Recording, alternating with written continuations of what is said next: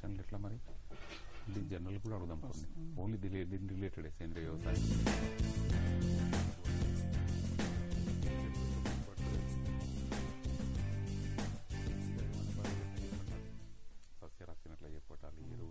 కార్యక్రమాన్ని మీకు సమర్పిస్తున్న వారు భారత ప్రభుత్వ వ్యవసాయ మంత్రిత్వ శాఖ మరియు దూరదర్శన్.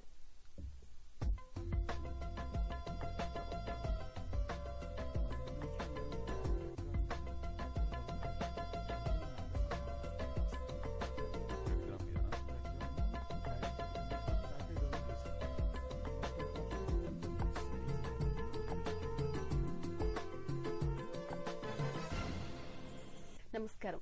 వ్యవసాయ రంగం అభివృద్ది చెందడం ద్వారా దేశ ఆర్థిక వ్యవస్థలో కూడా తగిన పురోగతి ఉంటుంది. పెరుగుతున్న జనాభా అవసరాలకు సరిపడా ఆహార ఉత్పత్తులను సాధించాల్సిన అవసరం ఎంతైనా ఉంది. ఈ నేపథ్యంలో రైతులలో సాంకేతిక సాధికారతను పెంపొందించడానికి నిరంతరం తోడ్పడుతున్న వ్యవసాయ విస్తరణ కార్యక్రమం వ్యవసాయ సమాచార కార్యక్రమానికి స్వాగతం, సుస్వాగతం. ఈనాటి కార్యక్రమంలోని ముఖ్యాంశాలు: వరి నారుమడి తయారీలో తీసుకోవాల్సిన జాగ్రత్తలు, ప్రత్తి సాగులో మెళకువలు, మార్కెట్ సమీక్ష, మార్కెట్ ధరలు, వాతావరణ సూచనలు ఉంటాయి.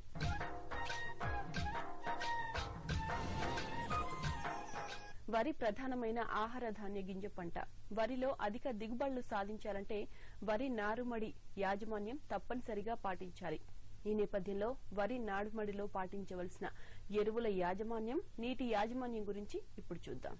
మన రాష్ట్రంలో వరి ప్రధానంగా ఖరీఫ్, రబీ పంట కాలాల్లో పలు వాతావరణ పరిస్థితుల్లో సాగు చేయబడుతుంది. నారుమడిని 10 నుండి 12 రోజుల వ్యవధిలో 3 దఫాలు దమ్ము చేసి చదును చెయ్యాలి. నీరు పెట్టడానికి, తీయడానికి వీలుగా కాల్వలను ఏర్పాటు చెయ్యాలి. 5 సెంట్ల నారుమడికి 2 కిలోల నత్రజని, 1 కిలో విత్తనం చల్లే ముందు మరో కిలో విత్తిన 12 నుంచి 14 రోజులకు 1 కిలో భాస్వరం, 1 కిలో పొటాష్నిచ్చే ఎరువులను దుక్కిలో వెయ్యాలి. చలి ఎక్కువగా ఉండే ప్రాంతాల్లో భాస్వరం రెట్టింపు వెయ్యాలి. మొలక కట్టిన విత్తనాన్ని సెంటుకు 5 కిలోల చొప్పున చల్లుకోవాలి. నారు ఒక ఆకు పూర్తిగా పురివిచ్చుకునే వరకు 6 తడులిచ్చి తరువాత పలుచగా నీరు నిలకట్టాలి. జింక్ లోపాన్ని గమనిస్తే లీటర్ నీటికి 2 గ్రాముల జింక్ సల్ఫేట్ ద్రావణాన్ని పిచికారీ చెయ్యాలి. చలి ఎక్కువగా ఉండే దాళ్వా వరి సాగులో జింక్ లోప లక్షణాలు ప్రస్ఫుటంగా కనిపిస్తాయి. విత్తిన 10 రోజులకు కార్బోఫ్యూరాన్ 3G గుళికలు సెంటు నారుమడికి 160 గ్రాముల చొప్పున వెయ్యాలి. లేదా మోనోక్రోటోఫాస్ 1.6 మిల్లీలీటర్లు లేక క్లోరిఫైరిఫాస్ 2.0 మిల్లీలీటర్ల చొప్పున లీటర్ నీటికి కలిపి 10 రోజులకు మరియు 17 రోజులకు పిచికారీ చెయ్యాలి. లేదా నారు తీయడానికి 7 రోజుల ముందు సెంటు నారుమడికి 160 గ్రాముల కార్బోఫ్యూరాన్ గుళికలు ఇసుకలో కలిపి పలుచగా నీరుంచి వెయ్యాలి. నారుమర్లు వేసుకునేటప్పుడు ముందు ఏంటంటే మనం కొంచెం ఎత్తైన ప్రదేశంలో నారుమర్లు పెట్టుకోవడం వల్ల మనం తర్వాత ఏమన్నా నీరు పెట్టుకోవడానికి గానీ గుంతలు లేకుండా చదునుగా ఉండేటట్లు చూసుకోవడం వల్ల మొక్కలు మంచిగా పెరుగుతాయి. మనం నాటు వేసేటప్పుడు కూడా తీసుకోవడానికి అనుగుణంగా ఉంటుంది. అదే విధంగా అంతేకాకుండా మన కొన్ని ప్రాంతాల్లో, అన్ని ప్రాంతాల్లో ఇది ఉండదు. అడుగు పందులు నారు వేయగానే నారుమన్ని తొక్కడం వల్ల మళ్లీ విత్తుకోవాల్సి, మళ్లీ మండగట్టుకోవాల్సిన పరిస్థితి వస్తుంది. అటువంటి అడుగు పందుల ప్రాబ్లం నుంచి మనము కాపాడుకోవాలంటే నారుమడికి చుట్టూ మనము క్యాసెట్ రీల్స్ వేస్తూ ఉంటారు కొంతమంది రైతులు. అట్లాంటి చిన్న చిన్న పద్ధతులు. అదే కాకుండా తాడుని సల్ఫర్ తో పూసిన తాడును కట్టడం వల్ల కూడా ఆ వాసనకి అడుగు పందులు రాకుండా పోతాయి. అదే విధంగా ఇప్పుడు మనకు అది సెల్యూన్ షాప్స్ లో మనకు దొరుకుతుంది కదా బొచ్చు, అలాంటి బొచ్చుని నారు చుట్టూ మడి చుట్టూ వేయడం వల్ల అవి పందులు భయపడి లోపలికి రాకుండా పోతాయి.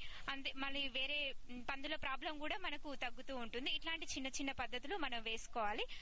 అంతేకాకుండా నారుమడి వేసేటప్పుడు కలుపు సమస్య కొంచెం వస్తుంది. ఈ కలుపు సమస్యను తగ్గించడానికి ఏంటంటే బుటాక్లోర్ అనే మందు దొరుకుతుందండి, కలుపు మందు. ఇది ఇసుకలో కలుపుకొని మనం సమపాలల్లో చల్లుకున్నట్లయితే కలుపు నియంత్రణ కూడా మనము చేపట్టవచ్చు.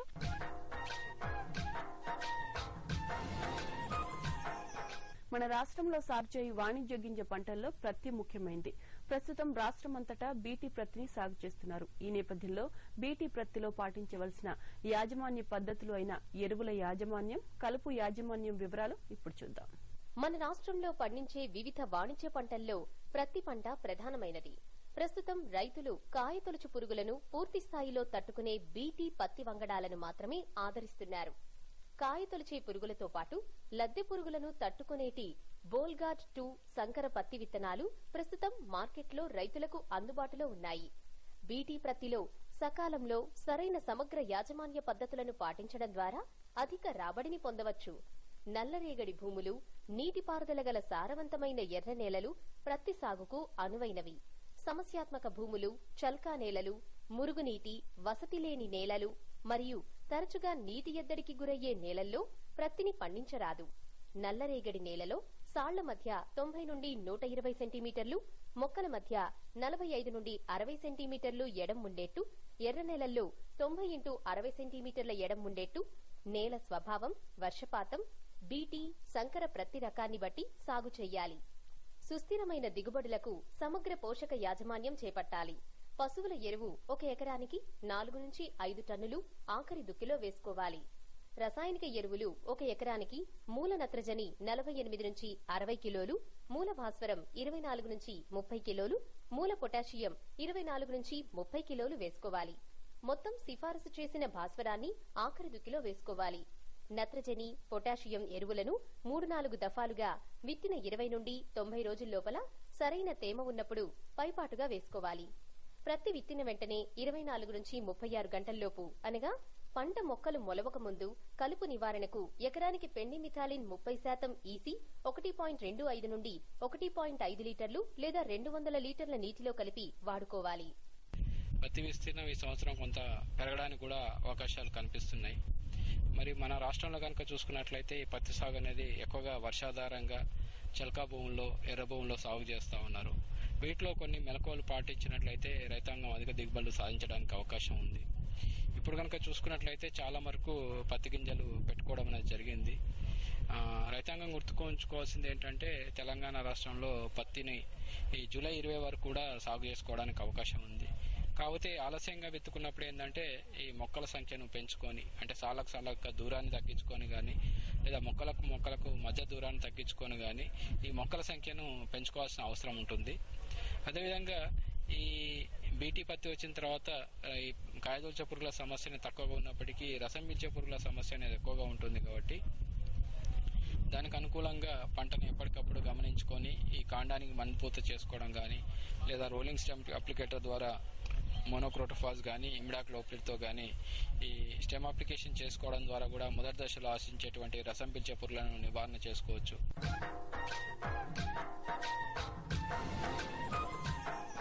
ఇంతటితో వ్యవసాయ సమాచార కార్యక్రమం సమాప్తం. నమస్కారం.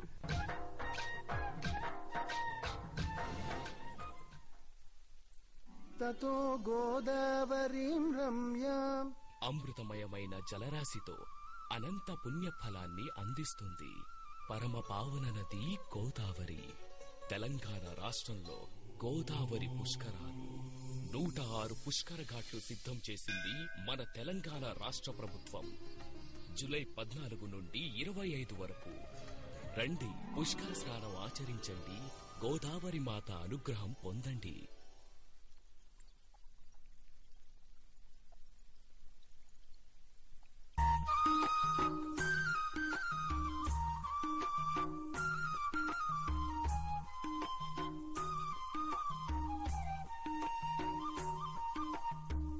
హలో, నమస్కారం సార్. సార్ ఎక్కడి నుంచి మాట్లాడుతున్నారండి?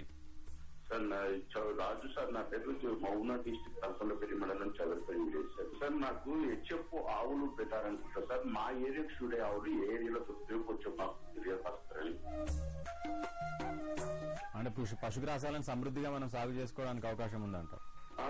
ఈ ఆవులు కావాలంటే బెంగళూరు దగ్గర, అదేవిధంగా కర్ణాటకలో కోలార్ డిస్ట్రిక్ట్ లో చింతామణి అనే గ్రామంలో, అదేవిధంగా చిత్తూరు జిల్లాలో కూడా హోల్స్టైన్ ఫ్రిషియన్ జాతికి సంబంధించిన ఆవులు చాలా చోట్ల మనకు లభ్యమవుతాయి. హలో అండి. హలో మేడం, మీ పేరు ఎక్కడి నుంచి కాల్ చేస్తున్నారు? సంతోష్ రంగారెడ్డి. అయితే మనము కందులని ఇట్లా పౌచెస్ లలో పెంచుకొని పెడతాం కదా సార్, అట్లా పత్తి వేసుకోవచ్చా? వేసుకోవచ్చు అండి. మామూలుగా మనము పత్తి సాగు చేస్తున్నప్పుడే అవసరం ఉన్నట్లయితే మనము కొన్ని గింజలను మనం అట్లాగే చిన్న మనం పాలిథిన్ కవర్లలో కొంచెం మట్టి వేసేసి కనుక మనము గింజలు పెట్టుకున్నట్లయితే మనము పడిపాదులు అంటే పోగుంటల పైన కూడా మనం పెట్టుకునే అవకాశం ఉంది, పెట్టుకోవచ్చు అండి. అసలు కలుపు అంటే ఏంటి, దీన్ని ఎలా నివారించుకోవాలి? చూడండి, మనం ఏ పైరు వేసినా కూడా చాలా సందర్భాల్లో పైరుతో పాటుగానే కాకుండా కొన్ని సందర్భాల్లో పైరు కన్నా ముందుగా, ఉదాహరణకు చెరుకు పంట తీసుకోండి, 20 రోజులు పడుతుంది మొలకెత్తడానికి. మరి కలుపు అనేది 3వ రోజు. మీ అనుభవ సారాన్ని రంగరించి ఇప్పుడు ఆధునిక రైతులకు, కొత్తగా వస్తున్న యువ రైతులకు మీరు ఇచ్చే సలహాలు, సూచనలు? ప్రతి రైతు మన సేంద్రియ పద్ధతులను అవగాహన, కొత్త విధానాలను అవగాహన చేసుకోవాలి. రైతుల సందేహాలు, సమస్యలకు నిపుణులైన శాస్త్రవేత్తలచే సలహాలు, సమాధానాలు. దూరదర్శన్ యాదగిరిలో రైతు నేస్తం ఫోన్ ఇన్ ప్రత్యక్ష ప్రసారం ప్రతి బుధ శుక్రవారాలలో సాయంత్రం 5:30 నుండి 6:30 వరకు. నమస్కారం. రైతు సోదరులకు ముందుగా ఒక ముఖ్య గమనిక. జాతీయ వ్యవసాయ బీమా పథకంలో ఖరీఫ్ 2015 కాలంలో రుణము పొందని రైతులకు వారి పంటలకు బీమా చేసుకున్నటకు జూలై 31 వరకు గడువు కలదని తెలంగాణ రాష్ట్ర వ్యవసాయ శాఖ డైరెక్టర్ జిడి ప్రియదర్శిని గారు ఒక ప్రకటనలో తెలిపారు. ఇక వాతావరణ వ్యవసాయ సూచనల గురించి మనము జయశంకర్ వ్యవసాయ విశ్వవిద్యాలయం శాస్త్రవేత్త డాక్టర్ సునీత గారిని అడిగి తెలుసుకుందాం. హలో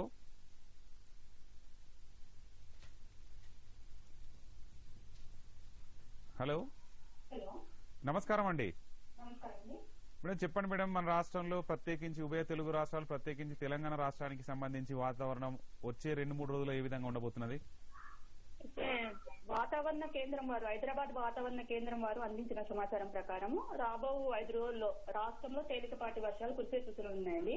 మేడం అయితే ప్రస్తుతం నెలకొన్న వర్షాభావ పరిస్థితుల దృష్ట్యా ఆరుతడి మరియు వర్షాధార పంటల్లో తరచుగా అంతర్కృషి చేయడం వలన కలుపు నివారించడంతో పాటు తేమను కూడా సంరక్షించుకోవడం జరుగుతుంది. అయితే రైతు సోదరులు తప్పకుండా అంతర్కృషి చేసుకుంటే చాలా మంచిది. నీళ్ళలో తేమను సంరక్షించుకోవచ్చు. చెప్పండి మేడం. దీంతో పాటు ఇప్పుడు ప్రస్తుతము కంది పంట వేసుకోవడానికి కూడా అనువైన సమయము. తర్వాత ఆముదం పంటను జూలై ఆఖరి వరకు కూడా వేసుకోవచ్చు. అయితే ఆముదంను నల్లరేగడి భూముల్లో అయితే సంకర రకాలను ఎంచుకోవాలి. అదే చెలక భూముల్లో అయితే సూటి రకాలను వేసుకోవాలి. పెసర, మినుము పంటల్లో ఇప్పుడు ప్రస్తుతం బెట్ట పరిస్థితులు ఉన్నాయి కాబట్టి దీన్ని అధిగమించడానికి రైతు సోదరులు యూరియాను 2% అంటే 20 గ్రాముల ఒక లీటర్ నీటిలో కలిపి పిచికారి చేయడం వల్ల ఈ బెట్ట పరిస్థితులను కొంతవరకు అధిగమించవచ్చు ఈ పంటల్లో. మేడం పత్తి, వరికి సంబంధించిన సూచనలు ఏమైనా చెప్తారండి? అయితే ప్రస్తుతము బెట్ట పరిస్థితులు ఉన్నాయి కాబట్టి గత 3 వారాల నుంచి కూడా పత్తిలో రసం పీల్చే పురుగులు ఎక్కువగా వచ్చే అవకాశం ఉంటది. కాబట్టి రైతు సోదరులు ముఖ్యంగా ఇది పచ్చదోమ, తర్వాత తామర పురుగులు, రైతు సోదరులు ఎప్పటికప్పుడు ఈ పురుగులను గమనించుకుంటూ దాని నివారణ చర్యలు చేపట్టాలి. వీటికి ముఖ్యంగా మోనోక్రోటోఫాస్ 1.6 మిల్లీలీటర్లు లీటర్ నీటికి, లేదా ఎసిపేట్ 1.5 గ్రాములు లీటర్ నీటికి ఈ మందుల్లో ఏవైనా పిచికారీ తీసుకోవచ్చు. మేడం చెప్పండి మేడం, వరిని విత్తుకోవడానికి గానీ అదేవిధంగా మొక్కజొన్నలో గానీ ఎటువంటి ఏమైనా రైతులకు సూచనలు, సలహాలు చెప్తారండి? మొక్కజొన్న ఏం లేదు, వరి అయితే స్వల్పకాలిక వరి రకాలను వేసుకోవచ్చండి. ఇప్పుడు మేడం దీనికి విత్తన శుద్ధి చేసుకుని వేసుకుంటే మంచిది. దీనికి 1 కిలో విత్తనానికి 1 గ్రామ్ కార్బనిజం మందును లీటర్ నీటిలో కలిపి ఈ 1 కిలో విత్తనాన్ని 24 గంటలు నానబెట్టి మండి కట్టుకుని ఈ విత్తనాన్ని స్వల్పకాలిక రకాలు మాత్రమే వేసుకోవాలి. కూరగాయలకు సంబంధించి మేడం ఏమైనా ఉన్నాయి మేడం? కూరగాయల్లో కూడా ప్రస్తుతం బెట్ట పరిస్థితులు ఉన్నాయి కాబట్టి రసం పీల్చే పురుగుల ఉధృతి ఎక్కువగా ఉండే అవకాశం ఉంది. ఇప్పుడు ప్రస్తుతం పంటలు ఏ పంటల్లో అయినా బెట్ట పరిస్థితుల్లో రసం పీల్చే పురుగులు ఎక్కువగా ఉంటాయి. వీటికి ఎప్పటికప్పుడు గమనించుకుంటూ నివారణ చర్యలు చేపట్టుకోవాలి. ఓకేనండి, మీ రైతులకు మీ విలువైన సూచనలు తెలియజేసినందుకు చాలా ధన్యవాదాలండి. ఇక ఈనాటి రైతు నేస్తం ప్రత్యక్ష ప్రసారంలో సేంద్రీయ వ్యవసాయంలో రైతులకు సూచనల గురించి జయశంకర్ వ్యవసాయ విశ్వవిద్యాలయం పాలెం ప్రాంతీయ వ్యవసాయ పరిశోధన శాస్త్రవేత్త డాక్టర్ రామాంజనేయులు గారు వివరిస్తారు. రైతులు అడిగే ప్రశ్నలకు నేరుగా సమాధానాలు చెప్తారు. ఈ అంశానికి సంబంధించి మీకు ఏమైనా ప్రశ్నలు ఉంటే ఫోన్ ద్వారా సంప్రదించి సమాధానాలు పొందవచ్చు. ఇందుకోసం మీరు సంప్రదించవలసిన ఫోన్ నెంబర్లు 04027014331, 27031432, అలాగే 27031433. సార్ నమస్కారం అండి. సార్ చెప్పండి, అసలు వ్యవసాయ రంగంలో ప్రత్యేకించి సేంద్రీయ వ్యవసాయం అంటే ఏంటి, దీనికి ఉన్నటువంటి ప్రాముఖ్యత ఏంటి సార్? సేంద్రీయ వ్యవసాయం గురించి మాట్లాడుతున్నప్పుడు అసలు దీని గురించి రైతులు ఏమనుకుంటున్నారు, శాస్త్రం ఏం చెప్తుంది మనం తెలుసుకోవాలి. రైతులు చాలా మంది ఏమనుకుంటున్నారంటే కేవలం సేంద్రియ ఎరువులు వాడితే అది సేంద్రియ వ్యవసాయం అనుకుంటున్నారు. బట్ శాస్త్రం ఏం చెప్తుందంటే సేంద్రియ ఎరువులు వాడడంతో పాటుగా దుక్కి దున్నినప్పటి నుంచి నిల్వ ఉన్నంత వరకు సేంద్రియ పద్ధతులనే వాడాలి. అంటే సేంద్రియ పద్ధతులతో పాటుగా భౌతిక పద్ధతులు, అలాగే యాంత్రిక పద్ధతులు, జీవ నియంత్రణ పద్ధతులు వాడాలి. అంటే ఉదాహరణకు సేంద్రియ ఎరువులు, పశువుల ఎరువు కానివ్వండి, కంపోస్ట్ కానివ్వండి, వానపాముల ఎరువు కానివ్వండి, కోళ్ల ఎరువు, దీంతో పాటుగా పక్షి స్థావరాలు, అలాగే మనకు కొన్ని రకాల ట్రాప్స్ అంటే ఫెర్మోన్ ట్రాప్స్ అంటాం, లింగాకర్షక బుట్టలు అంటాం, అలాగే నిల్వ ఉంచుకోవడానికి వేప నూనె వాడడము, అలాగే కలుపు నివారణకు యాంత్రీకరణ పద్ధతులు వాడడం, లేకపోతే చేతితో యాజమాన్యం చేయడం, లేదా జీవ నియంత్రణ పద్ధతులు వాడి చేయడము. సో ఈ విధంగా దున్నినప్పటి నుంచి నిల్వ ఉన్నంత వరకు కేవలం సేంద్రియ పద్ధతులను వాడినప్పుడే దాన్ని సేంద్రియ వ్యవసాయం చెప్పడానికి వీలవుతుంది. అంటే రైతు సోదరులు అంటే మొదటిసారిగా సేంద్రియ వ్యవసాయం వైపు మళ్ళాలనుకున్నప్పుడు అంటే ఎటువంటి చర్యలను ప్రారంభించి వాళ్ళు అంటే క్రమక్రమంగా మనము సేంద్రియ వ్యవసాయంలో ప్రవేశించవచ్చు? ఇప్పుడు సాంప్రదాయ వ్యవసాయం చేసే రైతులు విరివిగా మనం రసాయనాలు వాడుతుంటారు.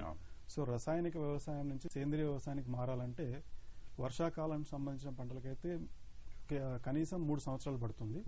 అదే రబీ కాలానికి సంబంధించిన పంటలకైతే 5 సంవత్సరాలు పడుతుంది. సో కాబట్టి సేంద్రియ వ్యవసాయం చేయాలనుకున్న రైతులు మొదటగా సంఘాలుగా ఏర్పడాలి. ఎందుకంటే ఒక్కొక్క రైతుగా సేంద్రియ వ్యవసాయం చేసుకుంటూ దానికి ధృవీకరణ తెచ్చుకొని మార్కెట్ చేసుకోవాలంటే చాలా కష్టతరమైంది. కాబట్టి మొదటగా సంఘాలుగా ఏర్పడి ఒకటే చోట 5 ఎకరాలు 10 ఎకరాలు ఆ విధంగా చేసుకుంటూ వాళ్ళు సర్టిఫికేషన్ పొంది తర్వాత మార్కెటింగ్ కోసం వాళ్ళ యొక్క ఉత్పత్తులను అమ్ముకోవడం జరుగుతుంది. అట్లా చేస్తే బాగుంటుంది. అంటే ప్రధానంగా సేంద్రియ వ్యవసాయంలో అంతర్భాగంగా ఏ అంశాలు ఉంటాయి సార్? సేంద్రియ వ్యవసాయం అనేటప్పటికీ మనకు నేల ఆరోగ్యము, మొక్క ఆరోగ్యము, ఇవి 2 ఇంపార్టెంట్. నేల ఆరోగ్యం అనేటప్పటికీ సేంద్రియ ఎరువులు వాడాలి. అంటే పశువుల ఎరువు కానివ్వండి, వానపాముల ఎరువు కానివ్వండి, కంపోస్ట్ కానివ్వండి, కోళ్ల ఎరువు, మేకల ఎరువు, వీటితో పాటుగా ఇవి మనకు పోషణకు సంబంధించి పనిచేస్తాయి. అంటే నేల యొక్క సారవంతాన్ని కాపాడడానికి పనికి వస్తుంది. దీంతో పాటుగా నేల కోత గురి కాకుండా కూడా చూసుకోవాలి. అంటే నేల సంరక్షణ పద్ధతులు కూడా మనం చేపట్టాలి. ఇది నేలకు సంబంధించి, ఆరోగ్యానికి సంబంధించి. అదేవిధంగా మొక్కల ఆరోగ్యం అంటే పురుగుల యాజమాన్యం కానీ, చీడపీడల యాజమాన్యం, పక్షుల యాజమాన్యం, ఇవన్నీ చేపట్టినప్పుడు అది మొక్క ఆరోగ్యం అవుతుంది. అంటే వీటిలో కూడా వృక్ష సంబంధిత పదార్థాలను మాత్రమే మనం పిచికారీ చేయవలసి వస్తుంది. అలా కాకుండా రసాయనాలను పిచికారీ చేయడానికి వీలు లేదు. సో అదే విధంగా దున్నుకోవడం, లోతు దుక్కి. సేంద్రియ వ్యవసాయంలో మొట్టమొదటిగా చెప్పేది ఏంటంటే లోతు దుక్కి. ఎందుకంటే మనకు వేసవి కాలంలో 1-2 వర్షాలు పడినప్పుడు లోతు దుక్కునిగా చేసుకున్నట్లయితే పొలంలో ఉండే కొన్ని రకాల చీడపీడలు మనకు నశించిపోవడానికి వీలవుతుంది. సో దీంతో పాటుగా నిల్వ అంటే మనం ఒక పంట పండించిన తర్వాత దాని నుంచి ధాన్యం వచ్చిన తర్వాత మనం చాలా మంది రైతులు ఏం చేస్తామంటే ఏదన్నా ఒక రసాయన పొడి మందు కలిపి నిల్వ ఉంచుకుంటాం. అలా కాకుండా సేంద్రియ వ్యవసాయంలో కేవలం సేంద్రియ పద్ధతులను వాడుకోవాలి. ఉదాహరణకు ట్రైకోడర్మా పొడి కలుపుకోవడము, లేదా వేప ఆకు కలుపుకోవడము, వేప నూనె కలుపుకొని చేసుకోవడము, 10 రోజుల నుంచి 10 రోజులకు ఒకసారి ఎండబెట్టుకోవడము ఎండలో. సో ఆ విధంగా చేసుకుంటూ వస్తే మనకు సేంద్రియ వ్యవసాయం చెప్పడానికి వీలవుతుంది. ఇవన్నీ కూడా అంతర్భాగం సేంద్రియ వ్యవసాయంలో. అలాగే ఒక పొలం నుంచి ఇంకొక పొలానికి రసాయనాలు అంటే వర్షం ఎక్కువగా వచ్చినప్పుడు కొట్టుకొని రావద్దు. కాబట్టి దానికి సంబంధించి మన పొలం చుట్టూ కొద్దిగా గట్టిగా బండ్స్ వేసుకోవడము ఇలాంటివన్నీ చేయాల్సి వస్తుంది. ఇవన్నీ చేస్తే క్రమక్రమంగా దాన్ని మనం సేంద్రియంగా మార్చుకోవడానికి వీలుంటుంది. సో ప్రధానంగా సేంద్రియ వ్యవసాయంలో అంటే సాధారణంగా రైతులు సాగు చేసేటువంటి పంట పద్ధతులు కావచ్చు, అంటే యాజమాన్య పద్ధతులు ఎటువంటి తేడాలు ఉంటాయి? ఇప్పుడు రైతులు అవలంబిస్తున్న పద్ధతి కనుక చూస్తే మనము రసాయనిక ఎరువులు వాడుతున్నాం. అంటే యూరియా కానీ, సూపర్, డిఏపి ఇలాంటివన్నీ వాడుతున్నాం. అలాగే చీడపీడల యాజమాన్యానికి వివిధ రకాల రసాయనాలు వాడుతున్నాము. సో ఈ విధంగా చేసినప్పుడు ఇది పూర్తిగా రసాయనిక వ్యవసాయం అవుతుంది. అలా కాకుండా సేంద్రియ వ్యవసాయం చేయాలనుకున్నప్పుడు మనం పొలము తయారీ దగ్గర నుంచి కూడా పొలం తయారీ, అలాగే పొలానికి కావాల్సిన పోషణ, పంటకు కావాల్సిన పోషణ, రకాల ఎంపిక, అదే విధంగా నిల్వ వరకు ఇవన్నీ కూడా సేంద్రియ పద్ధతులనే వాడాల్సి వస్తుంది. సేంద్రియ పద్ధతులు వాడినట్టయితే దాన్ని మనం పూర్తిగా సేంద్రియ వ్యవసాయం అని వీలవుతుంది. అంటే ప్రధానంగా సార్ ఇంతవరకు మనం ఏ పంటలోనైనా మన వ్యవసాయ విశ్వవిద్యాలయం కావచ్చు, లేకుంటే మనకు ఏమైనా అంటే మనకు రైతులకు సరైనటువంటి ఒక యాజమాన్య పద్ధతులు మనం సిఫారసు చేస్తున్నాము. మన తెలంగాణ రాష్ట్రంలో చూసుకున్నట్లయితే ప్రొఫెసర్ జయశంకర్ తెలంగాణ రాష్ట్ర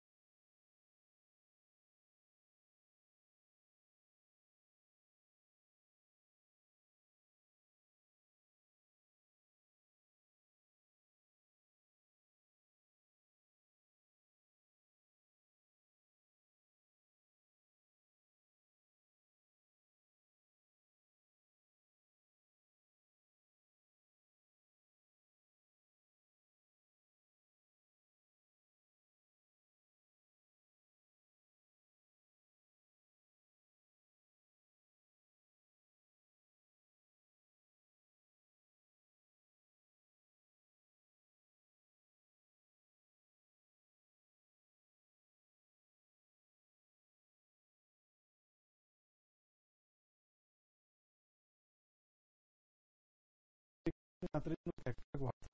సో అలాంటి పంటలకు ఈజీ, ఎందుకంటే తక్కువ మోతాదు కావాలి కాబట్టి. తక్కువ మోతాదులో చిన్న రైతులు వనరులను ఉపయోగించి కూడా మనం సేంద్రియ వ్యవసాయం చేయడానికి వీలవుతుంది. కాకుండా అవసరం పంటలు చేయాలంటే ఎక్కువ ఖర్చు అవుతుంది. అంటే ప్రధానంగా ఇప్పుడు ఎరువులతో పాటు కిలో వేసుకోవడంతో పాటు మనం కూడా ఎరువులు అందిస్తుంటాం కదా, సాధారణంగా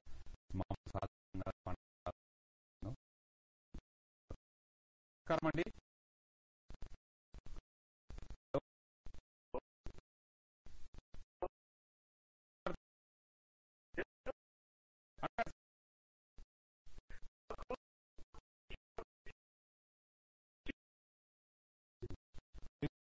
చేయొచ్చండి.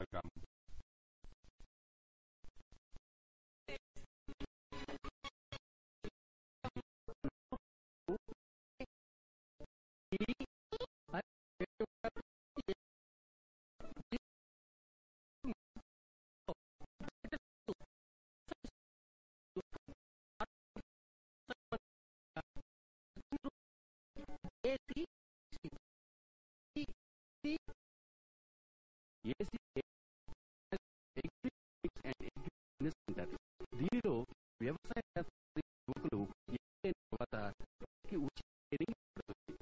అంతేకాదు సొంత వృత్తి నడపడానికి లభిస్తుంది. దానితో పాటు యువకులు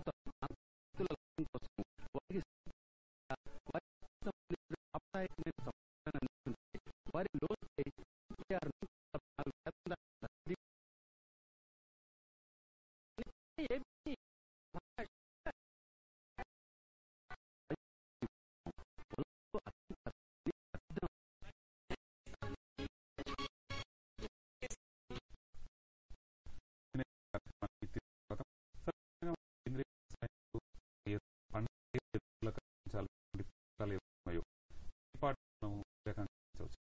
ఇప్పుడు రాసాయనిక వ్యవసాయం అయితే మొట్టమొదటిగా మనము మొదట ఎరువులు వేసుకొని మరి పైన కూడా యూరియా లాంటి పొటాష్ లాంటి ఎరువులు వేసుకుంటాం. కానీ సేంద్రియ వ్యవసాయానికి వచ్చేటప్పటికి పంట వేసేటప్పుడు భూమిలో పశువుల ఎరువు వేసుకుంటాం. అలాగే మనం పైపాటుగా వేసుకోవాలంటే వానపాముల ఎరువు బాగా పనిచేస్తుంది. దీనికి సంబంధించి మనం పరిశోధన కూడా చేయడం జరిగింది విశ్వవిద్యాలయంలో వివిధ పరిశోధన స్థానాల్లో. సో ఉదాహరణకు కంది పంట అనుకోండి, పైపాటుగా 2.5 టన్నులు ఒక హెక్టార్కు 2 దఫాలుగా వేసుకోవాలి. అంటే 1.25 టన్నులు ఒకసారి, ఇంకొక అంటే 30 రోజులకు అది వేసుకుంటాము. 60 రోజులకు ఇంకొక 1.25 టన్నులు ఒక హెక్టార్కు పైపాటుగా వేసుకుంటే మంచి ఫలితాలు వస్తున్నాయి. మనకు వానపాముల ఎరువు వర్మీ కంపోస్ట్ చేసుకుంటే అసలు అంటే ఇది చాలా ప్రధానమైంది కదా సార్. వర్మీ కంపోస్ట్ ఏ విధంగా తయారు చేసుకోవాలి?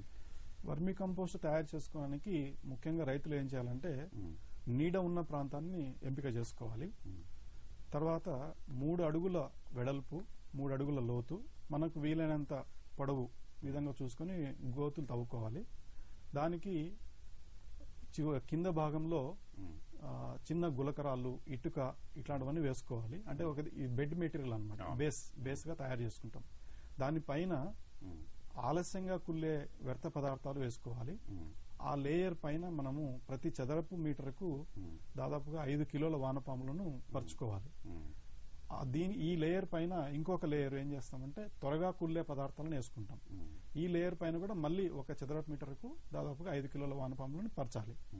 సో పై పొరగా ఏం చేస్తామంటే ఈ వరిగడ్డిని కప్పుకుంటాం.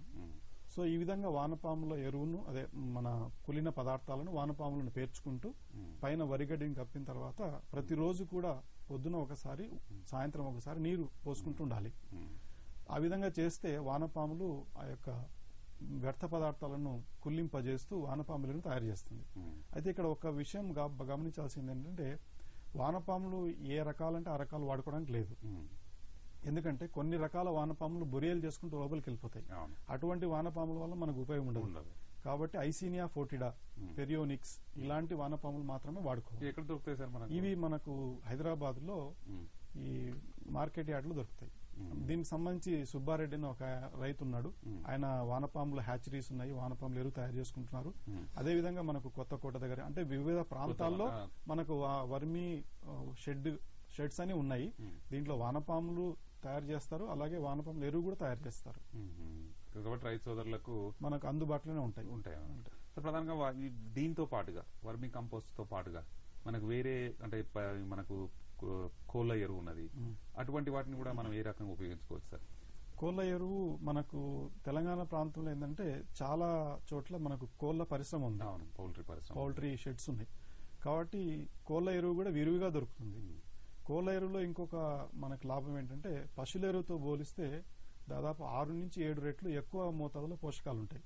కాబట్టి తక్కువ పరిమాణంలోనే మనం కోళ్ళ ఎరువు వాడుకొని పంటకు కావాల్సిన పోషకాలు అందించుకోవడానికి వీలవుతుంది. పైపాటుగా మనకి ఇది కూడా మనకు పైపాటుగా వేసుకోము, వానపాముల దుక్కిలోనే వేసుకోవాలి. మన పశువుల ఎరువు గానీ కోళ్ళ ఎరువు గానీ దుక్కిలోనే వేసుకుంటాం. పైపాటుగా వర్మి కంపోస్ట్ ను ఉపయోగించుకుంటే మేలుకరంగా ఉంటుంది. సో ప్రధానంగా అంటే మనకు ఈ సస్య రక్షణ కూడా చాలా ముఖ్యమైనది కదా మనకు పైరు ఎదుగుదలలో గానీ దిగుబడులు రావాలంటే. అంటే సస్యరక్షణ అంటే పంటను ఆశించేటువంటి చీడపీడలను నివారించడానికి అక్కడైతే రసాయనాలు స్ప్రే చేస్తాం, పిచికారీ చేస్తాం. మనం ఇక్కడ ఎట్లా చేస్తాం సార్? మనం ఒక కాల్ చూద్దామండి. హలో, నమస్కారం అండి. నమస్కారం సార్. సార్ ఎక్కడి నుంచి మాట్లాడుతున్నారండి? మేము మామనాడు డిస్ట్రిక్ట్ నుంచి సార్. అడగండి సార్, మీ ప్రశ్న అడగండి. మేము మామనాడు డిస్ట్రిక్ట్ నుంచి సార్. అడగండి సార్, మీ ప్రశ్న అడగండి. ఏం సార్? మీ సమస్య చెప్పండి, మీ ప్రశ్న అడగండి. మేము అక్టోబర్ లో వేరుశనగ చేస్తాం సార్. ఇప్పుడు పెసర అపరాలు వేసాం సార్. అది భూమిలో కలియదుంటే బాగుంటుంది సార్ మనకి సెప్టెంబర్ లో. మీరు పెసర పంట వేసా అంటున్నారు కదా, అది 50% పూత దశ రాగానే మీరు వర్షం పడినప్పుడు గానీ లేక నీరు పెట్టి గానీ దాన్ని కలిదున్నాలి. అయితే ఈ కలిదున్నేటప్పుడు రోటోవేటర్ సహాయంతో గానీ లేక డిస్క్ హారో సహాయంతో గానీ కలిదున్నుకోండి. తద్వారా ఏమవుతుందంటే ఆ యొక్క సేంద్రియ పదార్థం తయారయ్యి భూమిలో ఉంటుందండి.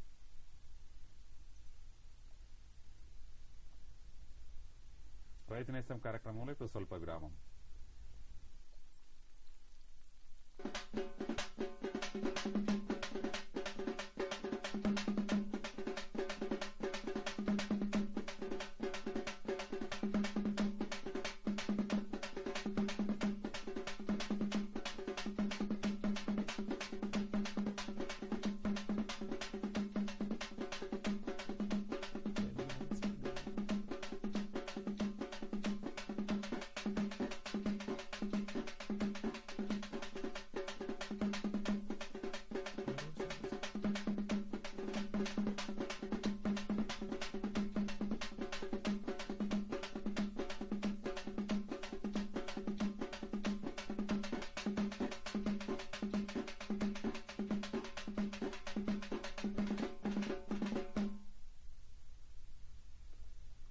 రైతు కార్యక్రమానికి తిరిగి స్వాగతం. సార్ ప్రధానంగా మనకు ఈ సస్యరక్షణ చర్యలు అంటే పైరు నాశించేటువంటి చీడపీడలు నివారించడానికి సేంద్రియ పద్ధతిలో ఏ విధంగా చెప్పాలి సార్? ఇది సేంద్రియ పద్ధతిలో సస్యరక్షణ అంటే ఒక పంట నుంచి ఇంకో పంటకు మారుతుంటుంది. ఉదాహరణకు కంది పంట తీసుకుందాము. కంది పంటలో ముఖ్యమైన తెగులు వచ్చేసి ఎండు తెగులు. ఎండు తెగులుకు మనకు మంచి తట్టుకునే రకాలు ఉన్నాయి. ఉదాహరణకు PRG 158. అంటే ఇటువంటి రకాన్ని కనుక మనం ఎంపిక చేసుకున్నట్లయితే ఈ సేంద్రియ వ్యవసాయంలో 50% మనము విజయం సాధించినట్లే. అదేవిధంగా కాయదల్చు పురుగు అనేది మరొక ముఖ్యమైన పురుగు. సో కాయదల్చు పురుగుకి స్పైనోసాడ్ అనే ఒక రసాయనం ఉంది. అదేంటంటే మనం సముద్రంలో నివసించే ఆల్గే నుంచి తీసుకొచ్చారు కాబట్టి దాన్ని మనం ఆంగ్లంలో గ్రీన్ ఇన్సెక్టిసైడ్ అంటాము.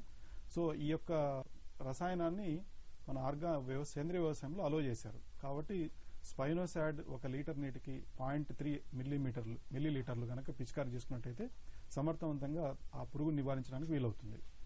అలాగే వరి పంట తీసుకున్నాం అనుకోండి, తొలి దశలలో మనము వేప నూనె 5 మిల్లీలీటర్లు 1 లీటర్ నీటి కలిపి పిచికారీ చేసుకోవాలి.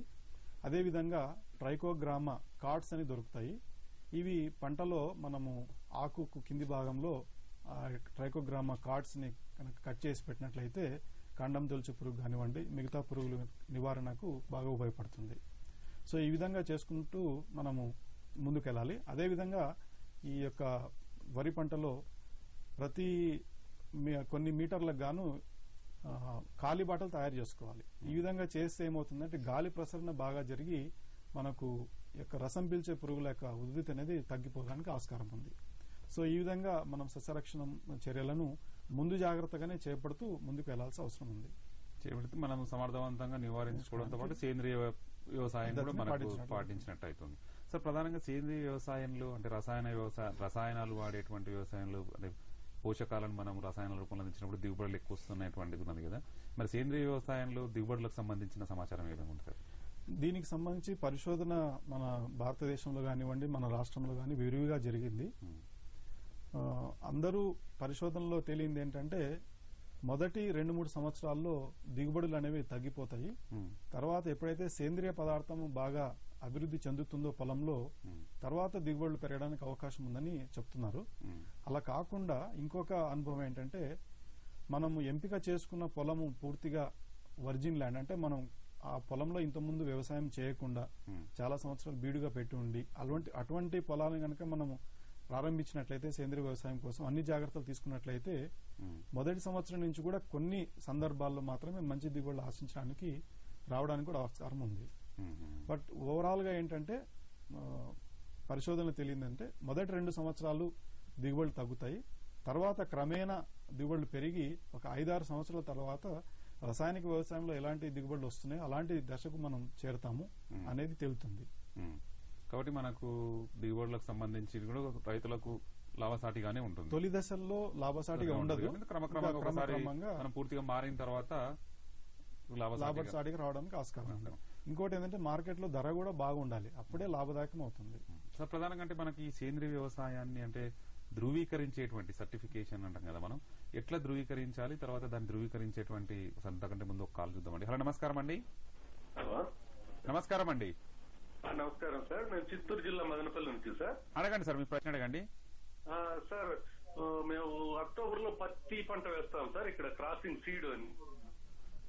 ఆ పంటలో మేము మామూలుగా కోళ్ళ ఎరువు వేయకూడదు అంటున్నారు. వేయచ్చా, వేస్తే హెక్టార్కి ఎంత మోతాదులో వేయాలా అనేది డౌట్ ఉన్నారు సార్. ఏమండి, కోళ్ళ ఎరువు వేయడానికి ఏమి ఇబ్బంది లేదండి. మీరు సేంద్రియ వ్యవసాయం చేయాలనుకున్నప్పుడు కోళ్ళ ఎరువు వాడుకోవచ్చండి. అవును సార్, ఎంత మోతాదులో వేయచ్చు సార్ ఎకరాకు? ఇప్పుడు దాదాపుగా 5 టన్నుల వరకు వేయాలండి. 5 టన్నులు? అవునండి. పశువుల ఎరువు అయితే 20 టన్నులు వేయాల్సి వస్తుంది పత్తి పంటకు హెక్టార్కు. అలా కాకుండా కోళ్ళ ఎరువు అయితే 5 టన్నులు ఒక హెక్టార్కు వేయాల్సి వస్తుందండి. 5 టన్నులు మళ్ళీ మిగతా పేడ ఎరువు ఏం అవసరం ఉండదు కదా సార్? ఇంకా అక్కర్లేదండి. మీరు అది సగం ఇది సగం వేసుకోవాలంటే దానికి లెక్క వేరే ఉంటుంది. కేవలం కోళ్ళ ఎరువు మాత్రమే వేసుకోవాలంటే హెక్టార్కి 5 టన్నులు వేసుకోండి. అవును సార్, హెక్టార్కి 5 టన్నులు సార్. అంటే ఇది హీట్ ఎక్కువ పంట రాదు దిగుబడి అంటున్నారు, దాని డౌట్ ఉండి అడుగుతున్నాను సార్. ఇంకేం హీట్ ఎక్కువ అంటారు కానీ దానివల్ల అనర్థాలు అయితే ఏం లేవండి. ఏం లేవు సార్, ఏం లేవండి. మీరు అదే విధంగా మీరు రబీలో అక్టోబర్ లో నీళ్లు పెడుతున్నారు కదా, కాబట్టి నీళ్లు పెట్టినప్పుడైనా లేక వర్షాకాలమైనా పెద్దగా సమస్య రాదండి. సో ఈ సేంద్రియ వ్యవసాయ ఉత్పత్తులకు సంబంధించిన ధృవీకరణ సర్టిఫికేషన్ అది ఎలా ఉంటుందండి? సేంద్రియ వ్యవసాయంలో ముఖ్యమైన పాయింట్ ఏంటంటే ఈ సర్టిఫికేషన్ అంటే ధృవీకరణ పొందడం. ఈ ధృవీకరణ పొందినప్పుడే రైతులు పండించిన పంట ఉత్పత్తులకు మార్కెట్లో మంచి ధర అనేది లభిస్తుంది. కాబట్టి మొదటి స్టెప్ అంటే మన సర్టిఫికేషన్ దృష్టిలో పెట్టుకుని రైతు సేంద్రియ వ్యవసాయాన్ని ప్లాన్ చేసుకోవాలి. అంటే దీనికి ఉదాహరణకు ఒక మండలంలో గానీ ఒక జిల్లాలో గానీ కొంతమంది రైతులు ఎవరైతే సేంద్రియ వ్యవసాయం చేయాలనుకుంటున్నారో వారు దగ్గరున్న వ్యవసాయ అధికారిని కలవాలి. వారు ఏం చేస్తున్నారంటే వ్యవసాయ శాఖ వారు ప్రతి జిల్లాలోనూ FTC అంటే రైతు శిక్షణ కేంద్రం అని ఉంది. ఆ రైతు శిక్షణ కేంద్రంలో ఒక ఆఫీసర్ ఉంటారు. సో వాళ్ళు సర్టిఫికేషన్ ప్రాసెస్ ని చేపడతారు. సో కాబట్టి ఈ యొక్క రైతుల సంఘాలుగా ఏర్పడి వ్యవసాయ అధికారి ద్వారా రైతు శిక్షణ కేంద్రం కలిసినప్పుడు వారు ఒక ప్రొసీజర్ చెప్తారు. అంటే ఈ కమతాలు ఇంత సైజు ఉండాలి, ఈ యొక్క వ్యవసాయ పద్ధతుల్ని వాడాలి, సో ఈ యొక్క వనరులు మాత్రం వాడాలి, ఈ విధంగా యాజమాన్య పద్ధతులు చేసినప్పుడే దానికి 3 సంవత్సరాల్లో రసాయనిక వ్యవసాయం నుంచి సేంద్రియ వ్యవసాయానికి మారడానికి వీలవుతుంది. సో ఇటువంటి పద్ధతులను వాడినప్పుడు మనకు దాదాపు 3 సంవత్సరాల నుంచి 5 సంవత్సరాలు పడుతుంది. సో తద్వారా ఏం చేస్తారంటే వాళ్ళు మన సంఘాలుగా ఏర్పడినప్పుడు వాళ్ళన్ని విషయాలు నోట్ చేసుకుంటారు. వాళ్ళు మన పొలానికి వచ్చి ప్రతి సీజన్లోనూ మనం మెయింటైన్ చేసిన రికార్డ్స్ అన్నిటిని కూడా పరిశీలిస్తారు. సో మనం దగ్గర ఉన్న రికార్డ్స్ అన్ని పరిశీలించినప్పుడు వాళ్ళు చెప్పిన యాజమాన్య పద్ధతులు పాటించినట్లయితే, తద్వారా అనుకూలంగా ఉన్నట్లయితే దానికి సర్టిఫికేషన్ కోసం దారితీస్తారు. సంఘాలుగా ఏర్పడినప్పుడు సర్టిఫికేషన్ అనేది చాలా ఈజీ అవుతుంది. ఇది ఖర్చుతో లేని పని.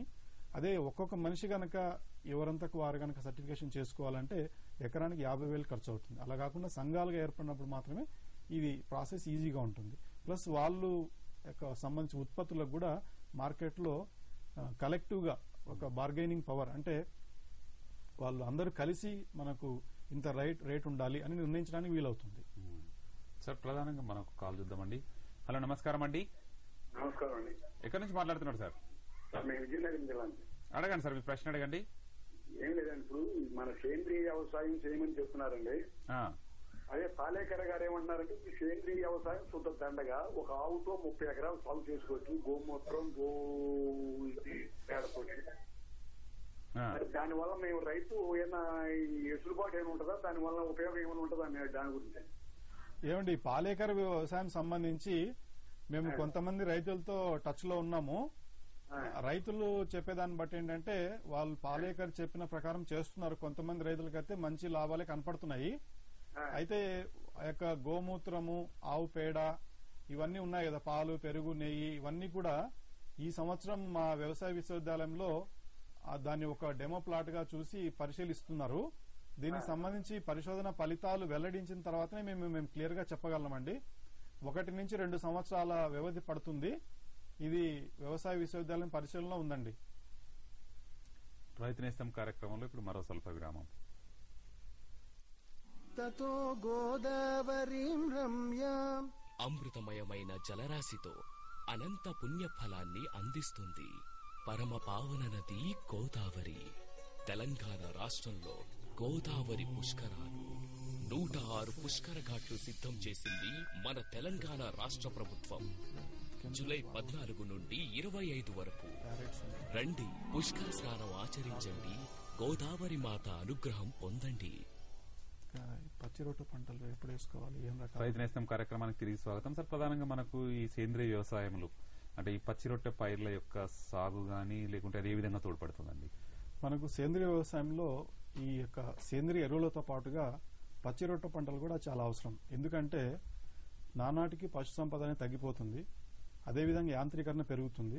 ఇలాంటి సందర్భంలో కేవలం సేంద్రియ ఎరువుల మీద ఆధారపడకుండా కొన్ని సందర్భాల్లో మనం పచ్చి రొట్టె పంటల వైపు కూడా మొగ్గు చూపాల్సిన అవసరం ఉంది. అంటే పచ్చి రొట్టె పంటలు అంటే ఉదాహరణకు ఈ పెసర, మినుము, అలసంద, జనుము, జీలిగా ఇలాంటి పంటలు వేసుకోవాలి. అంటే ఈ పంటల్లో ఏదేని ఒకటి మనం నీటి వసతి ఉన్నప్పుడు లేక వర్షం వచ్చినప్పుడు కానీ పొలంలో వేసుకొని 50% పూత దశ రాగానే వాటిని పొలంలో కలి దున్నుకోవాలి. అయితే కలి దున్నడానికి మనం రొటోవేటర్ సహాయంతో కానీ లేక డిస్క్ యారో సహాయంతో కానీ కలి దున్నుకోవాలి. ఈ కలి దున్నేటప్పుడు మనకు కంపల్సరిగా భూమిలో తేమ అనేది సమృద్ధిగా ఉండాలి. ఇది వర్షం ద్వారా రానివ్వండి లేక మనం నీరు కట్టని తెప్పించుకోవాలి.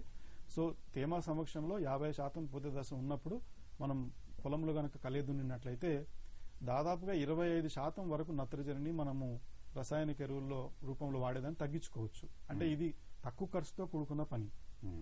సో మనకు పచ్చి రొట్టె పైర్లను సాగు చేసుకున్నట్టయితే రైతులకు అంటే రైతులకు ఖర్చు తగ్గించుకోవడంతో పాటు గణనీయంగా అంటే మన సేంద్రియ కర్బనము లేకుంటే మనకు పెంచుకోవడానికి అవకాశం ఉంటుంది. అయితే కొన్ని సందర్భాల్లో ఏమవుతుందంటే పచ్చి రొట్టె పంటలు వేసుకోవడానికి వీలుండదు. ఉదాహరణకు మనకు వర్షాధారంగా పంటలు పండిస్తున్నాం, వర్షాలు సరిగా రావట్లేదు. అలాంటప్పుడు దీనికి నీరు పెట్టాలి, వర్షాలు రావట్లేదు, మరి భూమిలో ఎట్లా కలే దున్నాలి అనుకున్నప్పుడు ఈ పొలం గట్ల పైన గాని అడవులో గాని ఈ వేప ఆకు గాని కొన్ని రకాల అంటే వృక్షాలకు సంబంధించిన తీసుకొచ్చి ఆ యొక్క కొమ్మలు, ఆకులు తీసుకొచ్చి మనం పొలంలో కలి దున్నుకుంటే అది కూడా మంచి పద్ధతి, దానికి ఉపయోగపడుతుంది. మనం నీళ్ళలో కలవడంతో పాటు పోషకాలు కూడా లభించడానికి తోడ్పడుతుంది. సార్ ప్రధానంగా సేంద్రియ వ్యవసాయంలో అంటే మనకి పక్షుల బెడద కూడా ఉంటుంది కదండి, దాన్ని ఏ విధంగా నివారించుకోవాలి? ఈ పక్షుల బెడదకు సంబంధించి మనం రసాయనాలు వాడకూడదు కాబట్టి వృక్ష సంబంధం గానీ లేక యాంత్రీకరణ పద్ధతి గానీ ఇట్లాంటివన్నీ చేసుకోవాలి. ఉదాహరణకు మేము మా యొక్క అనుభవం ఏంటంటే ప్రొద్దుతిరుగుడు పంటల్లో మనకు రామచిలకలు ఎక్కువ ఉంటాయి. సో రామచిలకల బెడద కోసమని చాలా మంది రైతులు ప్రొద్దుతిరుగుడు వైపు రారు, అంటే మొగ్గు చూపట్లేదు. సో అలాంటప్పుడు మన వ్యవసాయ విశ్వవిద్యాలయంలో జరిగిన పరిశోధన ఫలితాల ప్రకారము కోడిగుడ్డు ద్రావణాన్ని గనక ఆ యొక్క పువ్వు మీద పిచికారీ చేస్తే రామచిలకలు రాకుండా ఉండడానికి వీలవుతుంది. అంటే ఇది ఒక 15 లీటర్లు నీరు పట్టే ఒక నాప్సాక్ స్ప్రేయర్ అంటే చేతి పంపుకు దాదాపు 8 నుంచి 10 కోడిగుడ్లు గనక పగలగొట్టి పిచికారీ చేసినట్లయితే ఆ రామచిలకలు దగ్గర రాకుండా ఉంటాయి. అది వారానికి ఒకసారి గనక పిచికారీ చేసినట్లయితే రామచిలకల బెడద నుంచి మనం పూర్తిగా తప్పించుకోవచ్చు. అదేవిధంగా అది ప్రొద్దుతిరుగుడులో పాటించవచ్చు. అదే పద్ధతిని మనం వేరే పంటల్లో పాటించడానికి వీల్లేదు. ఉదాహరణకు జొన్న తీసుకోండి, మొక్కజొన్న తీసుకోండి, వీటిల్లో కాకులు ఎక్కువ వస్తాయి. వీటి నివారణకు గాను వేప నూనె 5 మిల్లీలీటర్లు 1 లీటర్ నీటికి, అదేవిధంగా ఆముదం నూనె ఇది 5 మిల్లీలీటర్లు 1 లీటర్ నీటి కలిపి ఆ కంకుల మీద పిచికారీ చేసుకోవాలి. ఆ విధంగా చేసుకున్నట్లయితే ఆ కాకుల బెడద నుంచి మనము పంటను రక్షించుకోవడానికి వీలవుతుంది. కొన్ని యాంత్రీకరణ పద్ధతులు కూడా ఉన్నాయి. అంటే దానికి మన ఆర్నిథాలజీ డిపార్ట్మెంట్ అంటే పక్షి శాస్త్ర విభాగం వాళ్ళు కొన్ని రకాల మెషిన్స్ తయారు చేసినారు. అంటే అవి ఏం చేస్తాయంటే సౌండ్స్, శబ్దాలు క్రియేట్ చేస్తాయి. దానివలన అక్కడ మనుషులు ఎవరో ఉన్నారని చెప్పేసి ఆ యొక్క కాకులు కానీ ఇంకా పక్షులు కానీ రాకుండా ఉండడానికి వీలవుతుంది. రైతు నేస్తం కార్యక్రమంలో ఇప్పుడు స్వల్ప విరామం. నా తెలంగాణ ననుగన్న నా తల్లి నా తెలంగాణ అబ్బద్దమైనమ్మ యాడికి పోయిందో యమ్మ, అబ్బద్దమైనమ్మ యాడికి పోయిందో మాయమ్మ. పూల గొడుగు తీరు ఉంటుంది నే పుట్టి పెరిగిన ఊరు, మనసులో తేలాడు తేరు నా ఊరు తలుసుకుంటే తనివి తీరు. చేలల్లో నీళ్లు లేవు, చిలకల్లో నీళ్లు లేవు, వాగుల్లో నీళ్లు లేవు, వంపుల్లో నీళ్లు లేవు, నిన్నే నమ్మిన రైతు కళ్ళల్లో నీళ్లు లేవు. ఊర్లకు ఊర్లే ఉత్తనయి ఉద్యమానికే ఊతమయి, ఎంటికల దేవికి ఉయ్యాలో ఎదరమ్మ కొడుకులు ఉయ్యాల. రైతులారతి కాళ్ళ గజల గమ్మతి, తెలంగాణ లడాయికి సాగుతున్న ఇమ్మతి. చెప్పాలంటే మాటలు చాలువులే, పాటలు చాలువులే. బండి మనదిరా, బండెడ్లు మనయిరా, దొర ఏందీరో దొరాజులు దేందీరో. స్టేజీ కరెంటు మైకు ఏది లేకున్నా గాని తెల్లార్లు వాడి పాడేది, మన పల్లె గుండెలో నా మోగేట్టి కంచి గొంతులేది. రైతు నేస్తం కార్యక్రమానికి తిరిగి స్వాగతం. సో ప్రధానంగా ఈ సేంద్రియ వ్యవసాయంలో ఉత్పత్తులను మార్కెటింగ్ చేసుకోవడం కూడా ఒక ప్రధానమైనటువంటి విషయం కదా, ఇది ఏ విధంగా చెప్పాలి?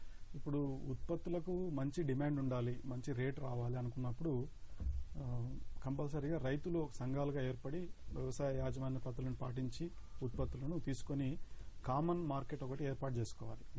అయితే ఇప్పుడు తెలంగాణ ప్రభుత్వం ఏం చేస్తుందంటే జనవరి మాసంలో ఈ హార్టికల్చర్ ఎక్స్పోని ఒకటి అరేంజ్ చేస్తున్నారు. అంటే దాంట్లో సేంద్రియ ఉత్పత్తుల విక్రయ కేంద్రం అని ఒకటి ఏర్పాటు చేస్తారు. అంటే ఉదాహరణకు వర్షాకాలంలో వేసుకున్న పంటలకు అక్టోబర్, నవంబర్, డిసెంబర్ మాసంలో ఎప్పుడైతే కోతకు వస్తాయో వాటన్నిటినీ కూడా ఈ హార్టికల్చర్ ఎక్స్పోలో గనక సేంద్రియ ఉత్పత్తుల విక్రయ కేంద్రం గనక మనం ఏర్పాటు చేసుకుని మార్కెటింగ్ చేసుకుంటే మంచి ధర లభిస్తుంది. అదేవిధంగా కొన్ని రకాల షాపులతో మనం టైఅప్ పెట్టుకోవాలి. అంటే ఇప్పుడు ఉదాహరణ హైదరాబాద్ లో 24 మంత్రాన్ ఉంది. సో అక్కడ ఆర్గానిక్ ప్రొడక్ట్స్ అంటే సేంద్రియ ఉత్పత్తులను లభిస్తున్నాయి. వాటితో కనుక టైఅప్ పెట్టుకున్నట్లయితే మన ఉత్పత్తులకు మంచి గిరాకీ ఉంటుంది. సార్ ఒక కాల్ చూద్దామండి. హలో, నమస్కారం అండి. నమస్కారం సార్. ఎక్కడి నుంచి మాట్లాడుతున్నారండి? మాది నల్గొండ డిస్ట్రిక్ట్ మిర్యాల కూడా సార్. అడగండి సార్, మీ ప్రశ్న అడగండి. అయితే మాది ఒక 2.5 acres లో చిల్లి వేయాలని మేము దృష్టి ప్లాన్ చేస్తాం సార్. చెప్పండి. దాంట్లో ఒక కోడిపేట ఒక 15 ట్రక్కులు అండి. అదే అసలు అది సూట్ అయిద్దా, మరి అది సరిపోదా, లేకపోతే ఇంకేమన్నా దాని గురించి చెప్తారా అని చేస్తారా? ఇప్పుడు 1 హెక్టార్కు 5 టన్నుల కోళ్ళ ఎరువు ఉండే విధంగా చూసుకోండి. మరి మీకు ఉన్న ట్రక్ ఎంత వస్తుందని నాకు తెలియదు. దాదాపుగా 5 టన్నులు ఒక హెక్టార్కు ఉండే విధంగా చూసుకోండి. ఆ విధంగా చేసుకోండి. మళ్ళా పైపాటుగా మాత్రం కొద్దిగా వానపాములు వేసుకోండి. పైపాటులో సార్ కెమికల్ పెట్టేయాలా సార్? కెమికల్ ఇప్పుడు సేంద్రియ వ్యవసాయం చేయాలనుకున్నప్పుడు రసాయనాలు వాడకూడదండి. ఇంకా ఇప్పుడు కోళ్ల పెంట వేస్తున్నారు కాబట్టి పంట 30 రోజులప్పుడు, 60 రోజులప్పుడు, 90 రోజులప్పుడు వానపాముల ఎరువు మాత్రమే వాడండి పైపాటకుగా. ప్రతి చెట్టు దగ్గర వానపాముల ఎరువు కొద్దిగా పోసేసి నీళ్లు కట్టేసేయండి. Okay sir. ఓకే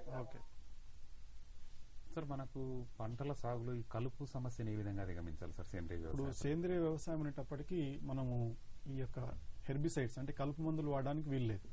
కాబట్టి మనం భౌతిక పద్ధతులు, యాంత్రిక పద్ధతులు, అలాగే జీవ నియంత్రణ పద్ధతులు మాత్రం వాడాలి. భౌతిక పద్ధతులు అంటే మనుషుల సహాయంతో కలుపు తీసేయడం. ఇది అంటే మంచి సమర్థవంతమైన అయినప్పటికీ ఖర్చుతో కూడుకున్న పని. కాబట్టి ఇప్పుడు మనకు మెషిన్స్ వచ్చినాయి. అంటే అనాదిగా మనం వాడుతున్నది ఏంటంటే ఈ పశువులతో గాని లేక మెషిన్స్ తో గాని అంతర్కృషి చేసుకునే వాళ్ళం. సో అది దాంతో పాటుగా ఇప్పుడు మినీ ట్రాక్టర్స్ వచ్చినాయి మార్కెట్లోకి. సో మినీ ట్రాక్టర్స్ అంటే వరుసల మధ్య దూరం ఎక్కువగా ఉన్నప్పుడు, అంటే 4 నుంచి 5 ఫీట్లు దూరం ఉన్నప్పుడు మన మినీ ట్రాక్టర్స్ అయితే చాలా విజయవంతంగా మనం అంతర్కృషి చేసుకుని కలుపుని బాగా నియంత్రించడానికి వీలవుతుంది. కానీ మొక్కల మధ్యలో మాత్రం దూరం తక్కువ ఉంటుంది కాబట్టి మనుషులతో సహాయంతో తీయించాల్సి వస్తుంది. అలాగే ఎక్కడైనా బీడు భూముల్లో గాని లేక వయారి బామ, గునుగు ఇలాంటివి ఎక్కువగా ఉన్నప్పుడు పూత దశ రావడానికి ముందే వీటిని తీసేయాలి. ఒకసారి పూత వచ్చిందంటే దాంట్లో విత్తనాలు రావడము, ఎక్కువ మోతాదులో విత్తనాలు పడిపోయి ఎక్కువ మొక్కలు మొలకెత్తడం జరుగుతుంది. కాబట్టి ఈ యొక్క కలుపును పూత దశకు ముందే తీసేయడం. అలాగే జీవ నియంత్రణ పద్ధతులు ఉన్నాయి. అంటే కొన్ని రకాల సూక్ష్మజీవులను ఉపయోగించి మనము వీటిని నియంత్రించవచ్చు. ఉదాహరణకు వయారి బామ. హలో, నమస్కారం అండి. హలో, నమస్కారం అండి. నమస్తే, చెప్పండి. అడగండి సార్, మీ ప్రశ్న అడగండి. నమస్తే రామాంజనేయులు గారు. నమస్కారం అండి. నమస్కారం అండి. రామాంజనేయులు గారు, నా క్వశ్చన్ ఏంటంటే, నేను రామారెడ్డి అండి, రైతును, మహబూబ్ నగర్ జిల్లా. చెప్పండి సార్. తెలంగాణలో ఉన్న మెట్ట పైర్లలో ఈ సేంద్రియ పద్ధతుల ద్వారా మనము వ్యవసాయం చేస్తే ఇప్పుడున్న వర్షాభావ పరిస్థితులు ఉదాహరణకు చూసుకుంటే పోయిన సంవత్సరం కరువు, ఈ సంవత్సరం కూడా కరువు తాండవిస్తుంది. ఇటువంటి పరిస్థితుల్లో మెట్ట సాగు, ఈ మెట్ట పంటలలో తెలంగాణ ప్రాంతంలో సేంద్రియ సాగు లాభదాయకమేనా? లాభదాయకం అంటే కంది లాంటి పంటల్లో లాభదాయకం అండి. మిగతా పంటల్లో పూర్తిగా సేంద్రియ వ్యవసాయ ప్యాకేజ్ అనేది లేదు మన దగ్గర. కంది లాంటి పంటల్లో అయితే కంపల్సరీగా లాభదాయకమే ఉంటుందండి. ఎందుకంటే వర్షాధార వ్యవసాయంలో మనకు వర్షాభావ పరిస్థితులు ఏర్పడినాయి కాబట్టి సేంద్రియ ఎరువులు మాత్రం వాడినప్పుడు భూమిలో నీటిని నిలుపుకునే శక్తి ఉంటుంది కాబట్టి బెట్ట లాంటి పరిస్థితులు తట్టుకుంటుంది. కాబట్టి కంది లాంటి పంటల్లో అయితే కంపల్సరీగా లాభదాయకం ఉంటుందండి. సార్, ప్రధానంగా మనకు మీరు జీవ నియంత్రణ పద్ధతులు చెప్తుంటారు మనకు కలుపు నివారణ సమస్య. అంటే ఉదాహరణకు ఇప్పుడు వయారి బామ ఉందనుకోండి, దానికి మనకు జైగోగ్రామం బైకోల్రేటా అనే పురుగుని కనుక విడుదల చేసినట్టయితే ఈ వయారి బామని కంట్రోల్ చేస్తుంది. సో అదే విధంగా మనం గుర్రపు డెక్క ఆకుంటాం, అంటే ఈ యొక్క చెరువులు చిన్న చిన్న కుంటల్లో ఉంటది. సో దానికి నియోచెటినా బ్రూచై అనే ఒక పురుగును కనుక విడుదల చేసినట్లయితే ఆ యొక్క కలుపును నియంత్రించడానికి వీలవుతుంది. కాబట్టి జీవ నియంత్రణ పద్ధతులు అనేవి చాలా స్లో ప్రాసెస్, అంటే నిదానంగా జరుగుతాయి. కాబట్టి మనకు ఉన్న వనరులను ఉపయోగించుకొని మినీ ట్రాక్టర్ కానివ్వండి లేదా మామూలు ట్రాక్టర్తో కానివ్వండి అంతర్కృషి చేసుకోవడము, పశువుల అంటే క్యాటిల్ డ్రాన్ అంటాం, క్యాటిల్ డ్రాన్ ఇంప్లిమెంట్స్ అంటే పశువులతో లాగబడే ఈ అంతర్కృషి సంబంధించిన పరికరాలు వీటితో చేసుకోవడము, మొక్కల మధ్యలైతే చేతితోనే కలుపు తీయడము, ఇలాంటి పద్ధతులను ఉపయోగించుకొని మనం చేయాల్సి వస్తుంది. సార్, ఒక కాల్ చూద్దామండి. హలో, నమస్కారం అండి. హలో సార్, నా పేరు శ్రీనివాస. హలో, నా పేరు శ్రీనివాసరావు, ముప్పల్లి మండలం, ఖమ్మం జిల్లా సార్. అడగండి సార్, మీ ప్రశ్న అడగండి. హలో హలో సార్, మీ వాయిస్ క్లియర్ గా లేదండి, మీ ప్రశ్న సూటిగా అడగండి.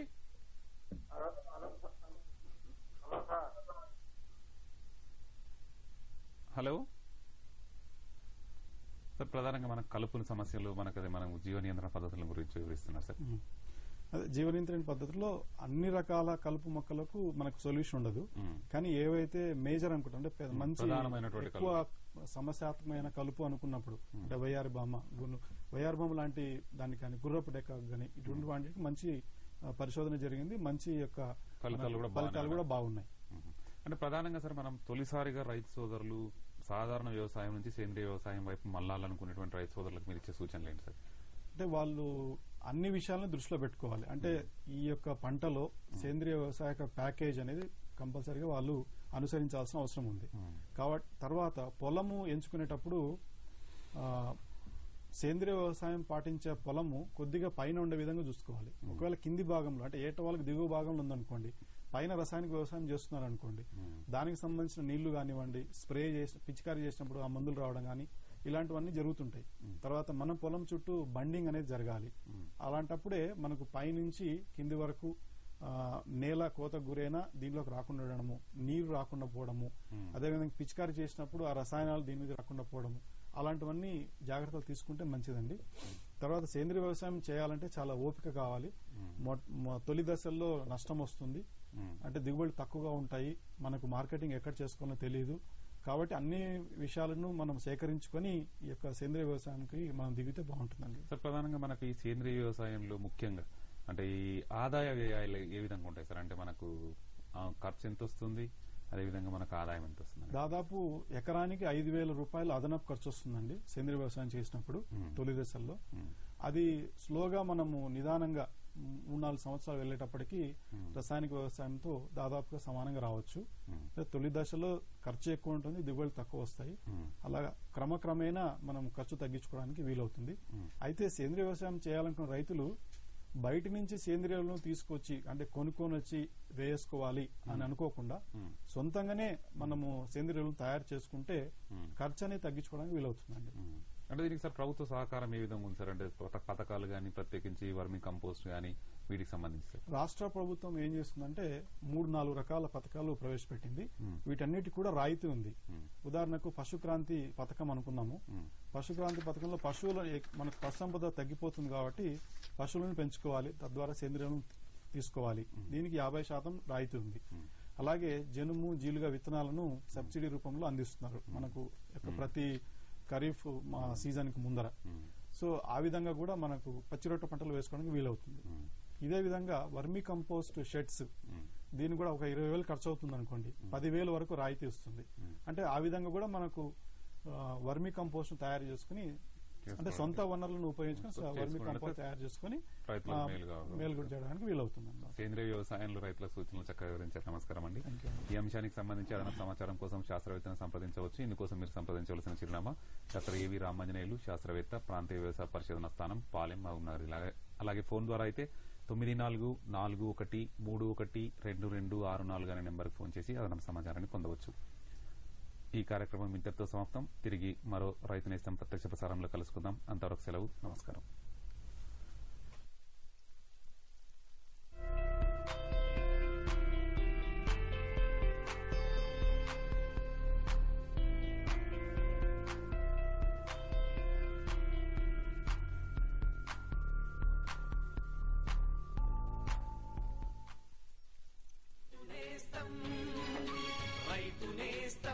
పరిమళాల గుబాళింపులో, మధురాతి మధుర రుచులలో, ప్రగతి పథపు తంత్రుల్లో, విరిసే చిరునవ్వుల్లో, పచ్చ పచ్చని మొక్కల్లో, పెద్ద పెద్ద ఆంగళ్లలో, తుమ్మెదల ఝంకారంలో, సంతోషాల రాకలో.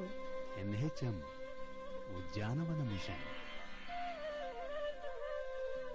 మా కోరిక మీ చిరునవ్వు.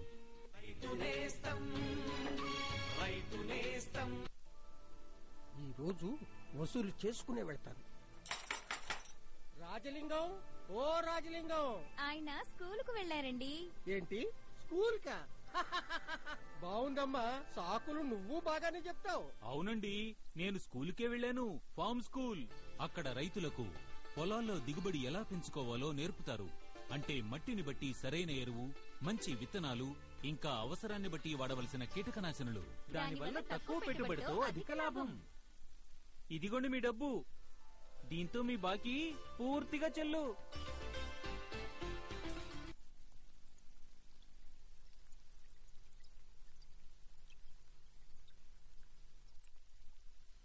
क्यों ताऊ, सरपंची छोड़ के रंगाई शुरू। बेटा याद रख, लाल रंग मतलब खतरा, जैसे इस हैंडपंप का पानी। मतलब बताता हूँ। सरपंच जी जानते हैं बिटिया दांतों की बीमारी से क्यों पीड़ित है? कारण है दूषित पानी। हानिकारक रसायनों से दूषित पानी का सेवन करने से गंभीर बीमारियां हो जाती हैं। सरपंच होने के नाते गांव के हर हैंडपंप की जांच करवाएं और अगर पानी दूषित हो तो लाल रंग करवाएं। कहाँ चल दी? साफ और सुरक्षित पानी लेने। सही कहते हैं काका, लाल मतलब खतरा।